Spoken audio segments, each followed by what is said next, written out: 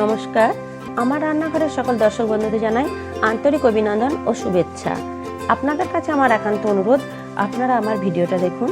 যদি আপনাদের ভালো লেগে থাকে তাহলে অবশ্যই একটা লাইক দেবেন, শেয়ার করে অপরকে দেখার সুযোগ করে দেবেন, আর পাশে থাকা বেল আইকনটি প্রেস করবেন।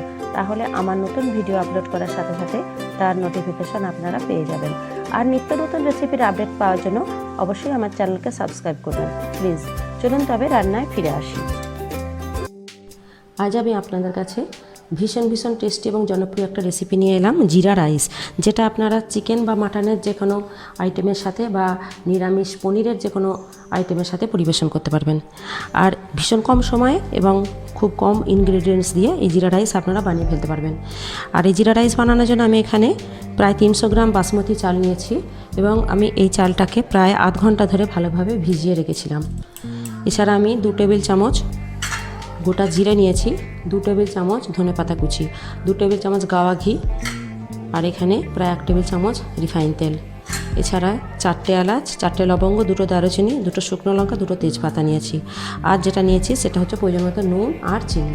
ব্যাস, এই কটা উপকরণ দিয়ে আমি আজ বানিয়ে নেব জিরা রাইস। এবার আমি একটা ডেস্কিতে জল গরম করতে দিয়েছি, আর এর মধ্যে আমি দিয়ে দিলাম 1 টেবিল চামচ নুন আর 1 টেবিল চামচ রিফাইন তেল। এবার জল ফুটে এসেছে, এবার আমি ভিজিয়ে রাখা চালটা আমি দিয়ে দিচ্ছি। এখানে আমি 300 গ্রাম চাল নিয়েছি, প্রায় 2 কাপ পরিমাণ চাল।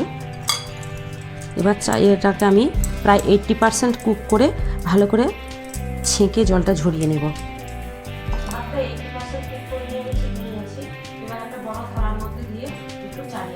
এবার গ্যাসে একটা কড়াই বসিয়েছি। এবার এই কড়াইয়ের মধ্যে আমি দিয়ে দিলাম 2 টেবিল চামচ গাওয়া ঘি। ঘিটা একটু গলে যাওয়া পর্যন্ত আমি অপেক্ষা করছি। ঘি দেখুন গলে গেছে। এবার আমি প্রথমে দিয়ে দিলাম গোটা জিরে।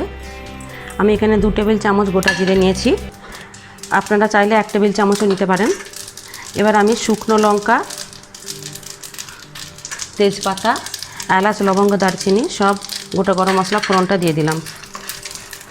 ফোড়নটা আমি প্রায় 30 সেকেন্ড ভালোভাবে আগে ভেজে নিই। ফোড়ন কিন্তু একদম ভাজা হয়ে গেছে। এবার আমি ভাতটা আস্তে আস্তে মিশিয়ে দিচ্ছি। আমি একটা থালার মধ্যে ভাতটা চাড়িয়ে দিয়েছিলাম।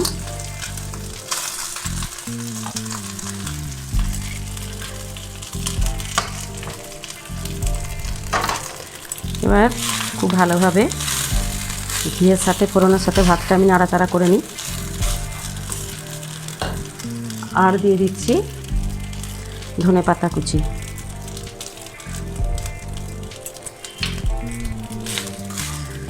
প্রয়োজন মতো নুন আমি দিয়ে দেব।